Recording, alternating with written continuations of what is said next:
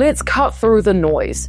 The US government just dumped tens of thousands of pages of Epstein documents, but almost all of it we've seen before. Survivors are furious. I was 16 years old, 14 years old, 14 years old, 14 years old, 16-year-old high school student when I met Jeffrey. And they're saying if Congress won't release the truth, they'll do it themselves. They're compiling their own list of names. And that's where this story gets really heavy. The people Epstein hurt are finally taking back control. At its core, this is a story about women fighting to be believed, fighting to be heard, and demanding justice in a world that spent decades trying to silence them. The drop.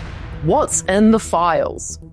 On September 2nd, the House Oversight Committee posted more than 33,000 pages of Epstein-related records handed over by the Justice Department. The files included flight logs from Customs and Border Protection listing Epstein's travels between 2000 and 2013, court documents from past prosecutions, old police reports, some dating back to the Palm Beach investigation in 2005, audio interviews with Epstein employees and victims, and maybe most importantly, hours of video footage from inside the Metropolitan Correctional Center in New York the night that Epstein died. The new tapes include 2 extra hours, and they show guards moving around the cell block, as well as Epstein being escorted to make a phone call. There's also police body cam style video from searches of Epstein's home. One shows investigators walking through a property with art of nude women covering the walls, and documents stamped Palm Beach Police Department property receipt. They're spread across desks, they're just around.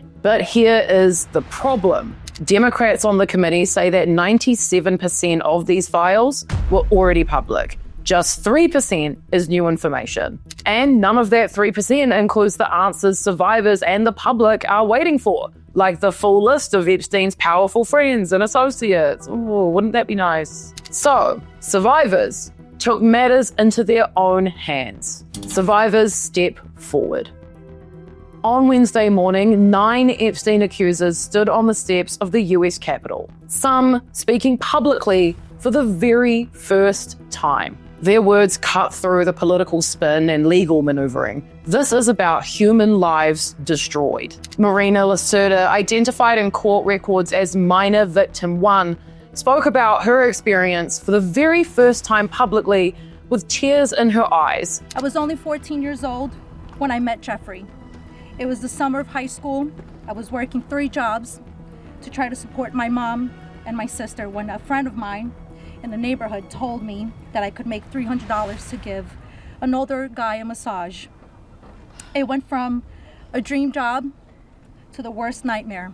She said she worked for Epstein from age 14 until he decided she was too old at 17. Annie Farmer, now 46, recalled being flown to New Mexico at only 16 with her sister Maria. We still do not know why that report wasn't properly investigated, or why Epstein and his associates were allowed to harm hundreds, if not thousands, of other girls and young women.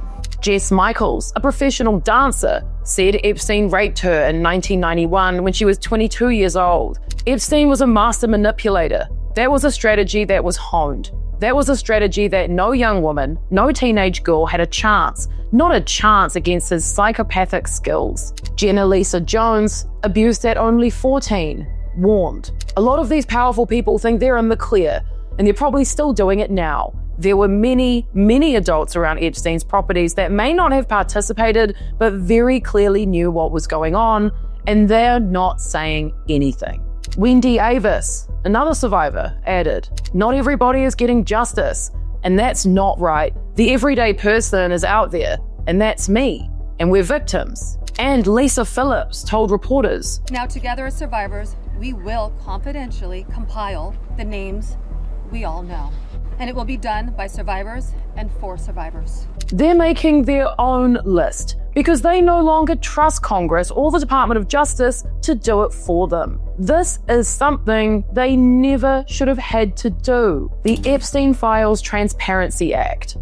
This brings us to the bill now making its way through Congress. Republican Thomas Massey and Democrat Ro Khanna are leading a bipartisan push for the Epstein Files Transparency Act. If passed, it would force the Justice Department to release all Epstein-related documents within 30 days. Everything except the names of victims and any child sexual abuse material. Massey filed a discharge petition, which is a rare maneuver that bypasses leadership and forces a vote of 218 House members sign on. As of Wednesday, they were just 2 Republicans short. Massey didn't hold back. I think it's shameful that this has been called a hoax.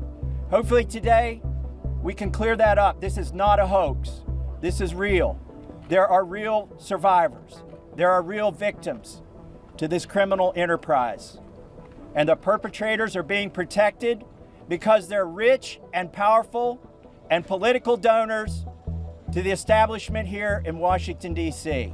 Ro Khanna echoed him, saying this isn't about politics, it's about truth. But Speaker Mike Johnson and President Trump are pushing back. Johnson called the petition moot and inartfully drafted because it doesn't fully protect victim identities. Trump dismissed the whole issue was a Democrat hoax, saying, "Really, I think it's enough. I know that no matter what you do, it's going to keep going. And I think this is a Democrat hoax that never ends." Oh, guy, survivors see it differently. To them, this isn't about partisan games. It's about making sure powerful men can't hide behind redactions forever. And while we're here, here's some tweets from JD Just Dance Vance in 2021 that I'd like to read to you. Remember when we learned that our wealthiest and most powerful people were connected to a guy who ran a literal child sex trafficking ring, and then that guy died mysteriously in jail, and now we just don't talk about it? Oh, that's very interesting, JD. Very interesting. Here's another one. If you're a journalist and you're not asking questions about this case, you should be ashamed of yourself. What purpose do you even serve? I'm sure there's a middle-class teenager somewhere who could use some harassing right now, but maybe try and do your job once in a while. Well, some of us took your advice, JD. Some of us are doing that. Oh, and another funny one. Kash Patel, the guy who's in charge of the FBI now, just a few years ago he was ranting and raving about the files.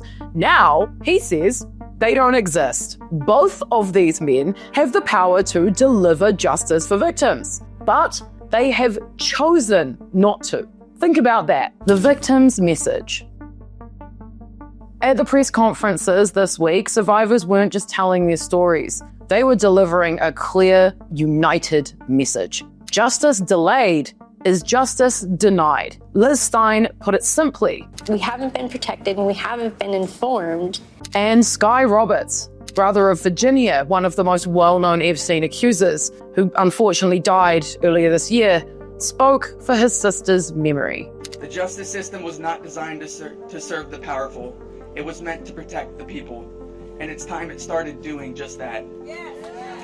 These women aren't going away. They've vowed to keep compiling their own lists, keep speaking out, and keep pressuring Congress. In a twist, while figures like JD Just Dance Vance and Kash Patel just run from accountability as fast as they can, Marjorie Taylor Greene has stepped up for Epstein's survivors. She signed the discharge petition to force a vote on the Epstein Files Transparency Act and urged Donald Trump to meet with survivors instead of Epstein's rich, powerful friends. I don't have heaps of nice things to say about Marjorie Taylor Greene, but if the key word today is bravery, to go against Trump, to do the right thing, done a lot better than JD Vance. So here's where we are. 33,000 pages released, almost all of it old. Some new footage, but no real answers. Survivors are left furious and heartbroken, and Congress is locked in a fight over whether to release the rest. Survivors say they'll make their own damn list if the government won't. Lawmakers are just a handful of signatures away from forcing a vote, and the White House is calling the whole thing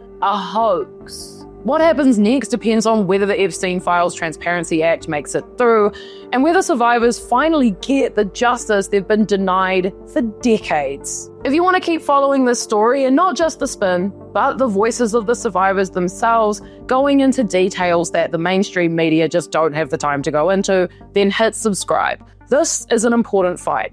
Power versus accountability, truth versus cover-up, and the survivors deserve to be heard. I mentioned Epstein earlier, and there was questions from victims about why their claims there weren't investigated. I know the answer to that. Check out my full video on Zorro Ranch to find out. Spoiler alert, it's not good news. Bye.